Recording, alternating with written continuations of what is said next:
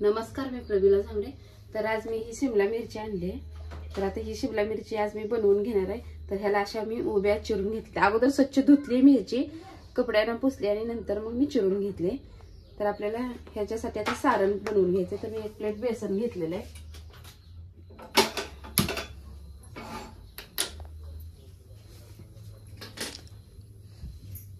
तर आता मी गॅस चालू केलेला आहे।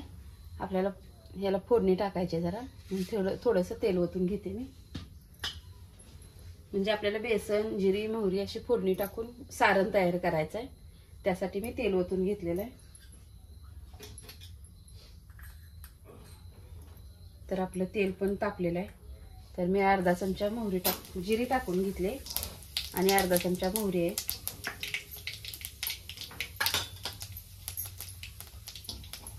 तुम्हाला ह्यात कांदा वापरायचा असेल तरी पण तेलामध्ये टाकता येते। अद्रक लसूण आहे।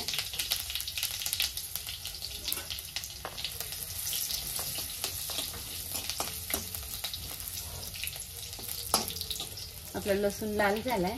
तर आता ही बेसन जी घेतलंय मी, ती बेसन पण ह्या तेलामध्ये टाकून घेणार आहे। आता आपल्याला बेसन चांगलं भाजून घ्यायचंय तेलामध्ये।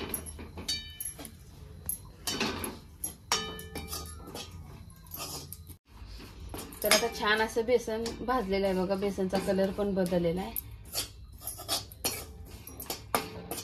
तर ह्यात आपल्याला चटणी थोडी टाकायची, लाल चटणी आणि थोडंसं काळं तिखट आहे, थोडंसं शेंगाचं कूट आहे, शेंगा भाजून बारीक केलेलं कूट आहे,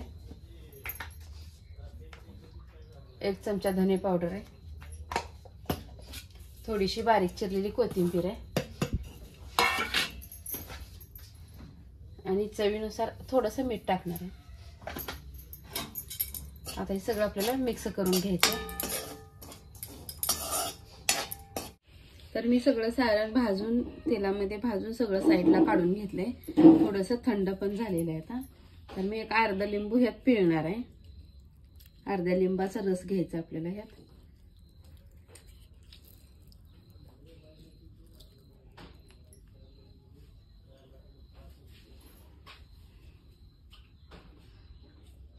लिंबाचा रस घातल्यानंतर परत आपल्याला हाताने एकजीव करायचं आहे सगळं मिश्रण।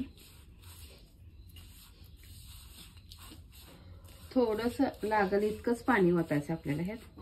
तर मी 1 चमचाभर पाणी ओतून घेणार आहे। जास्त पाणी ओतायचं नाही, आपल्याला मिश्रण घट्ट पाहिजे।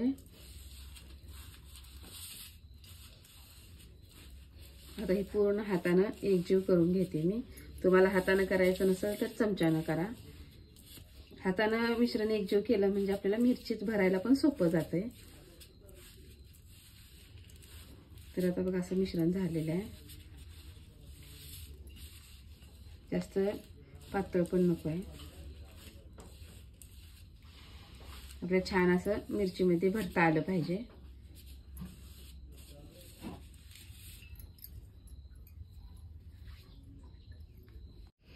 तर ही मिरची घेतली। तुम्हाला ह्यात बी जर आवडत नसेल तर तुम्ही सगळं बी साईडला काढून ठेवायचे इथं आणि मग हे सारण ह्यात भरायचं आहे। मी ह्यातलं बी बाजूला काढलेलं नाही, तर तसंच मी सारण भरून घेणार आहे।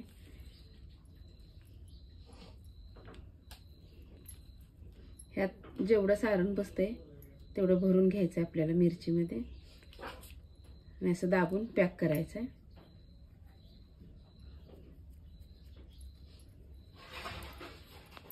तर आता अशाच पद्धतीने मी सगळ्या मिरचीमध्ये सारण भरून घेणार आहे।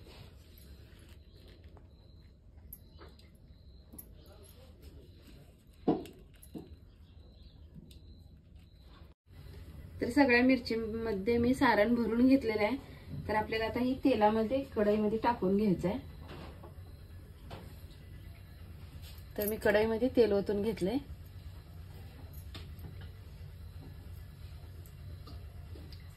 तेल तापल्यानंतर आपल्याला हे सगळ्या मिरच्या तेलामध्ये वाफलून घ्यायच्या आहेत।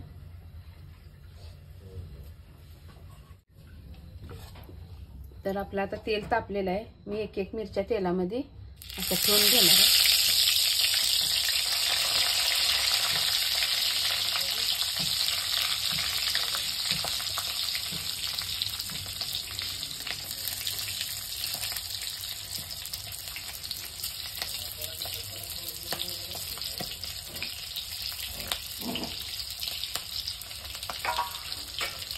आता ह्या मिरचीवर थोडंसं आणखी मीठ टाकणार आहे आणि 2 मिनिटासाठी मी असे झाकून ठेवणार आहे. बघा मी 5 मिनिटासाठी गॅसवर ठेवलंय आणि दोन्ही साईडने ह्याला असं मी पलटून घेतलेलं आहे.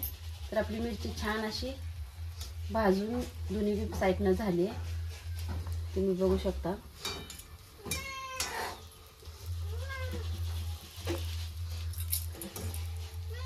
मिरचीतलं सारणही नाही निघलेलं बाहेर, छान असं राहिलंय.